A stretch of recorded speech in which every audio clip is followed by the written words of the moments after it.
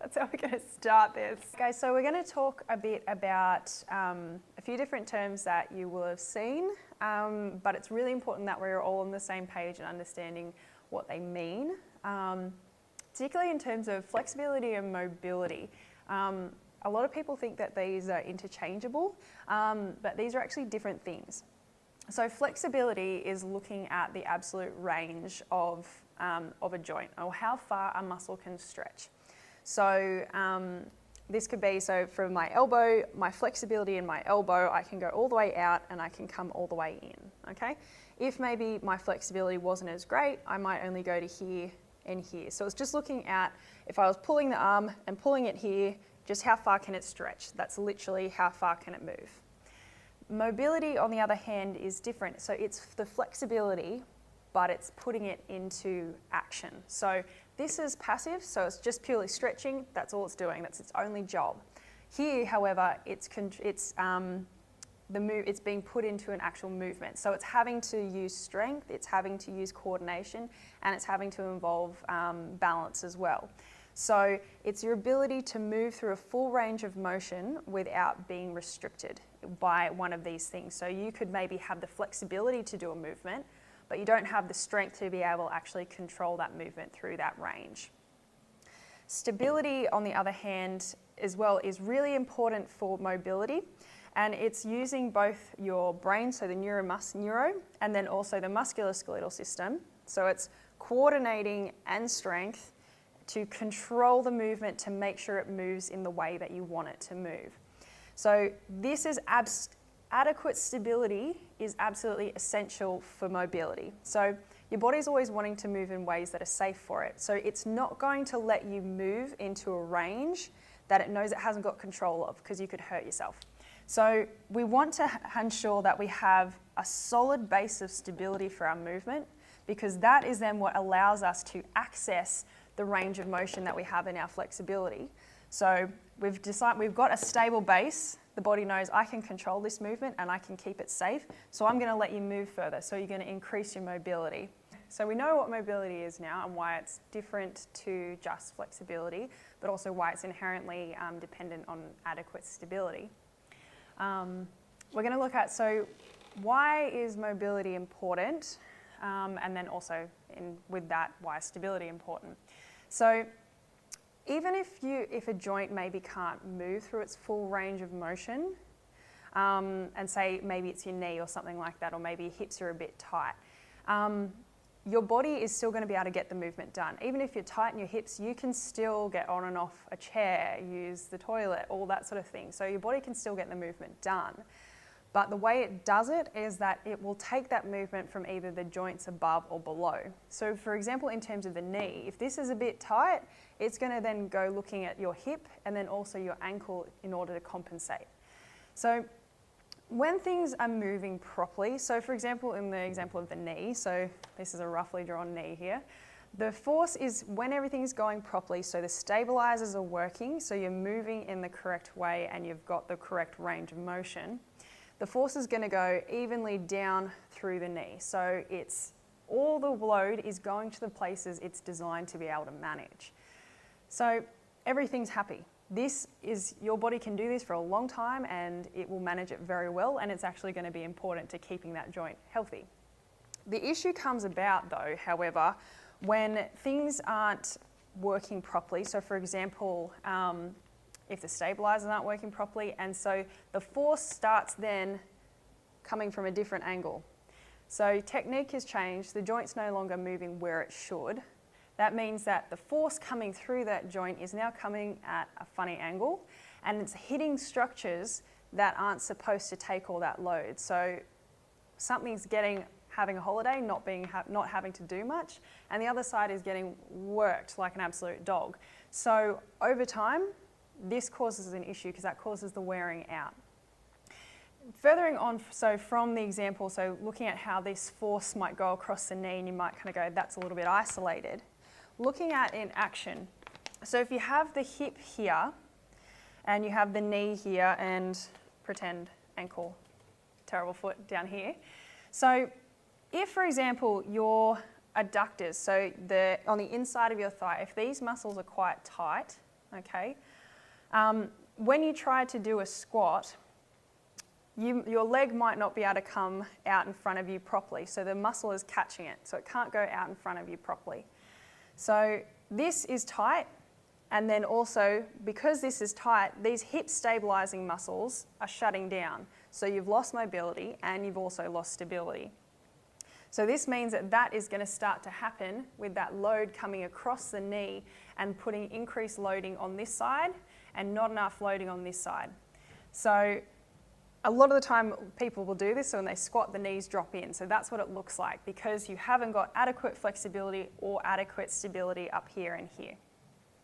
So over time, this will snowball and become a bigger problem, okay? So in terms of, if we were to go for this, for example, so the knee dropping in, this is tight, this is weak, over time, that can cause problems in further ranges of the body. So that can end up causing this to rotate round, so now your back's getting all involved, things are getting tighter around there, and it starts to flow up and down the chain. So something that started here can then go to a lot further afield. So we've just talked about how to get a movement done, the body will, if a joint doesn't have the right range of motion or stability, it will go to the joints above and below to take that from, and they'll be forced to compensate. So how does that happen though? So it's really important to understand that muscles don't just work as an isolated muscle. My bicep does not just function attached from here, attached to here, and it works and it's completely on its own. Muscles are inherently connected to each other. All the tissue in your body is inherently connected to each other, and it's working in concert to make things happen properly or make movements happen. So a key thing in understanding as well, so you've got the muscles, you've also got things that are sitting over the top of the muscles and go across multiple muscles, which is called fascia, okay? Now, fascia is incredibly important for supporting the structure of your body, but it's also important that it doesn't stretch and move like muscles do. So if it has a pull on one end, it's not going to stretch out and kind of dissipate that force. It's going to just transfer it straight to the other end, wherever it's attached. So in your body, you have fascial links that are going from the tips of your toes right the way up to the top of your head, which is why sometimes they can say if you've got headaches, it can be because you've got tight hamstrings or you're really tense there. So everything is interconnected. So if one part isn't working properly or it's tense or things like that, it's going to be transferred up to further upstream. So thinking about it here, not fall over, is so if you had multiple kind of like rubber bands connected together, even if they're separate bands, if you're going to start pulling on one end, that it's not just going to go, this stays still and this then suddenly stretches all the way out here. That force is then going to be transferred further down here, okay? So that's really important in understanding. So sometimes with your training, why you might feel like, oh, but I'm really tight here, but your exercises are actually targeted somewhere else. And you think that has nothing to do with this. Well, actually, it might be appearing here, that's where the issue is, but actually it's starting somewhere else. So one of the common things people ask, and all of us, is, oh, if I'm stiff and my muscle feel tight, should I just stretch? And is more stretching better? The answer would be depends. And in a lot of cases, when a particular muscle is tight, it doesn't mean it's strong. This is a misconception. People think because the muscle is tight, it must be strong. No, it's not the case for a lot of time. It's tight because it's probably weak. And the reason why it's tight is because your body tries to shorten the muscle to protect it. So you don't actually go into a range of motion that you are not stable. So for example, if everybody take a regular step and you're fine, right? But on a rainy day or if you step on ice, what happens? You slide forward. After that step, how do you feel? You pull your hamstrings, you pull your groin area, you've gone out of range for a split second, and that hasn't made it. That's your area of weakness. And all of a sudden, you'll find that leg that you just had a little slip, it's going to be tight for a few days. It's your body's way of protecting you from getting injured. Another question people ask a lot is, should I do stretching before a workout or before my exercise routine?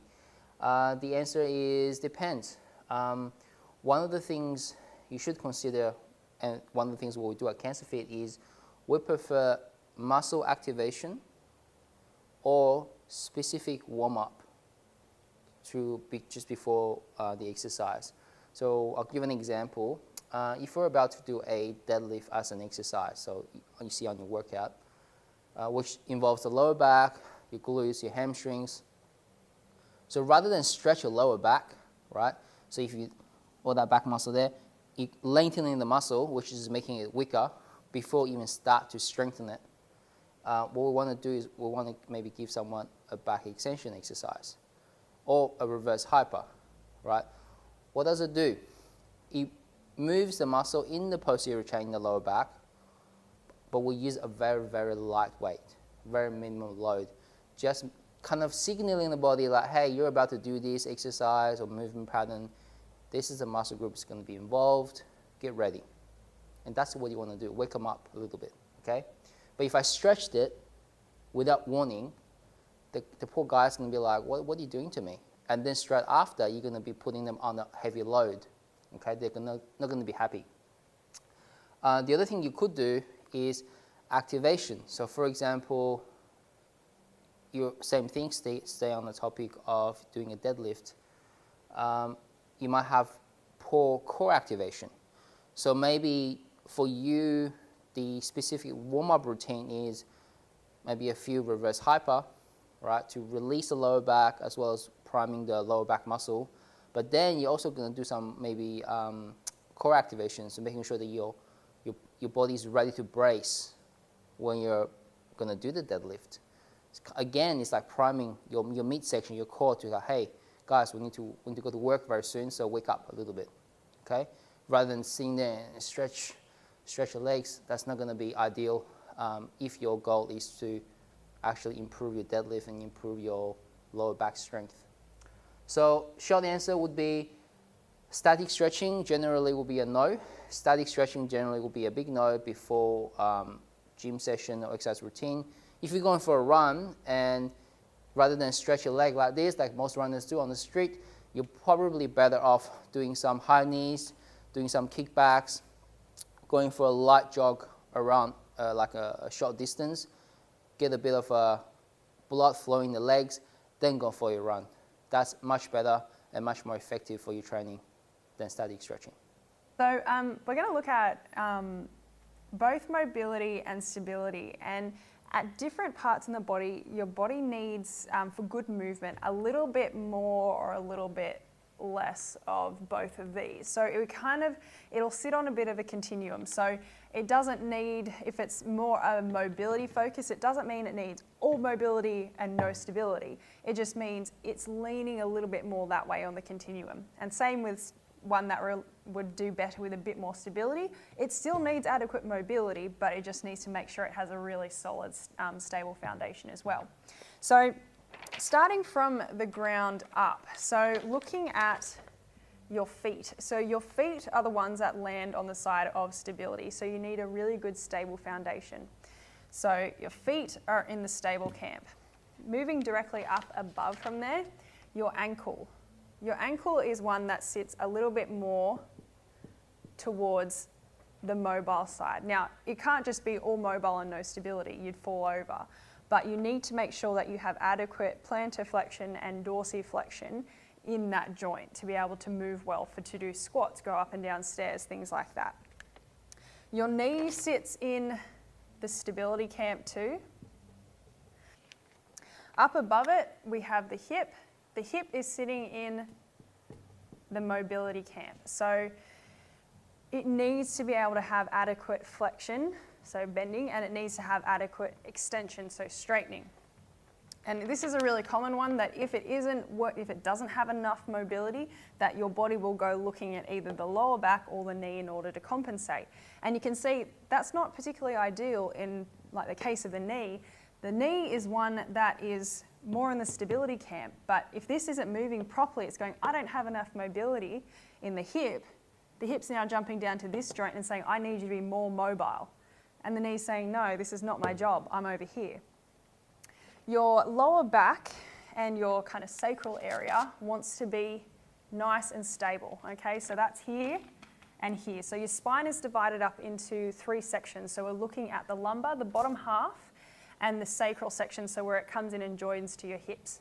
So that needs to be nice and stable. And if you think all the muscles that are around it, everything is designed to lock it down and into place. Yes, it needs to have movement, it does need mobility, but it needs to be really stable.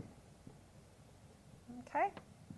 Then coming up above there, so we're jumping into the next section of the spine, that's called your thoracic spine.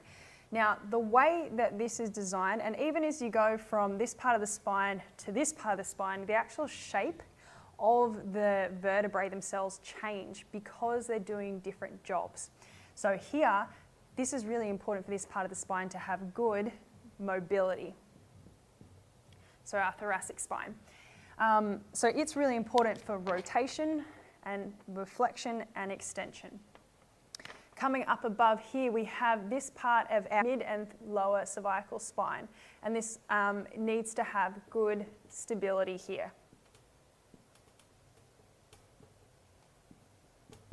Okay. The upper part, however, so directly the neck here, needs to have good mobility.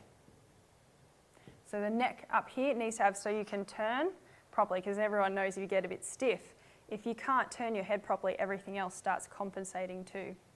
So we need to make sure that we have good mobility there. Your shoulder joint here, and I'm sure as we know, we need to have really good mobility there, all right? So it's definitely one that probably your shoulder joint probably has the most mobility out of the whole body there. So it would be one that's sitting way over here. It still definitely requires good stability because it needs to move through such a great range, but it needs to have really good mobility. So then also coming down and around here, we have our scapula. So our scapula needs to have good stability. So that's your shoulder blade here. So it needs to give, it's really important for giving a stable foundation for all the movement and mobility that is happening here at the shoulder. So the scapula is in the stability camp. We're going to come down a little bit again. So at your elbow is one that needs to have good stability. Can't spell elbow. Anyway. We then have our wrist. So it's really important that our wrist has adequate flexion and extension. So it is in the mobility camp. So it's wrist over here. And your hand sits again in the stability camp. So all of these will have varying degrees. So you can even have like your hip and shoulder. So both of these are in the mobility camp, but what they each need is going to be slightly different. So if you have, for example, the hip joint, it is a ball and socket. So you've got the head of the femur coming in here into your pelvis. So it needs to be able to move properly, and it can, but when you have a comparison of your shoulder joint coming down here, it just rests on the top of your scapula here, okay? So this obviously is just sitting, it's almost like a golf ball on a tee, so it can move a heck of a lot more than this one, which is the joint that's sitting in here. So we need to make sure that, to understand that they all, yes, this needs mobility, but different ones in this camp will need varying levels of mobility. Okay, so we've talked about what mobility is. We've also talked about stability, flexibility. We've been looking at what can cause it to reduce, why stretching just alone isn't necessarily going to help improve it. So what can you actually do to improve your mobility? So a key thing is you can do is it is important in releasing the soft tissue. So I touched on it before that because your muscles don't just work just muscles, you've got your fascia at the top, and you've also got blood vessels and nerves and other things that when they're tight also restrict movement.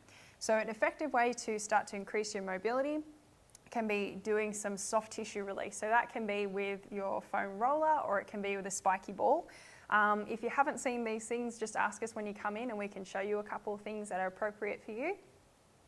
The other thing that Rob talked about and is really important is movement drills. So the activation and learning to use increased range of motion with control. So appropriate movement drills before that are specific to an exercise and are specific to you are really good to be doing before your routine. That's going to help increase your mobility during the activity. The other thing as well is being mentally engaged in your exercises. So if you're, say, trying to work on like a squat and you're just going, oh, I lose control at the bottom half of it, or it's just really, my knees keep dropping in. But when you're doing the movement, you're kind of checking out. Because when you're trying to correct things or improve stability or mobility, your body is having to learn new movement patterns. It can't do that, your brain can't do that if it's checked out somewhere else, thinking about the next thing you're doing tomorrow or today. So you want to be mentally engaged, so your brain is making a really good connection to the muscle, learning how to activate it through a full movement, not just switching on, switching off, but it knows how to coordinate that activation through the movement and then also in concert with other muscles and structures around. The other thing is, when we kind of just touched on there, is moving through the full range of motion is really important. Now, most of you guys coming here learn pretty quickly that moving through the full range, so not, say if you were doing a bicep curl, you're not just doing a half one or doing the just here, just to there, and that's all you're doing. You learn pretty quickly that we want you to go through the full range. So because mobility is being able to move through the full range. So when you're doing the exercises, be mentally engaged in what you're doing and focus on moving through the full range and not just skipping out halfway through. Okay guys, so that is the end of this education session or talk. So we hope that you've got a lot out of it. Hopefully it's also gotten you thinking about a few different things maybe that you haven't thought of before. So if that provokes some questions or things that you'd like further clarification on, or just a bit more info, we would absolutely love for you to come and ask us those questions and share those thoughts with us. So we're going to be running some question and answer sections or sessions every second week. So if you want to look on MindBody, you can book in for one of those. We'd love for you to come along and ask us the questions. The other thing that you can do is you can email me at bronte@cancerfitaustralia.com.au and you can ask me any questions that way. So I'm the experience coordinator, and so I'd love to have a sit down and chat with you further if that's something you'd be interested in.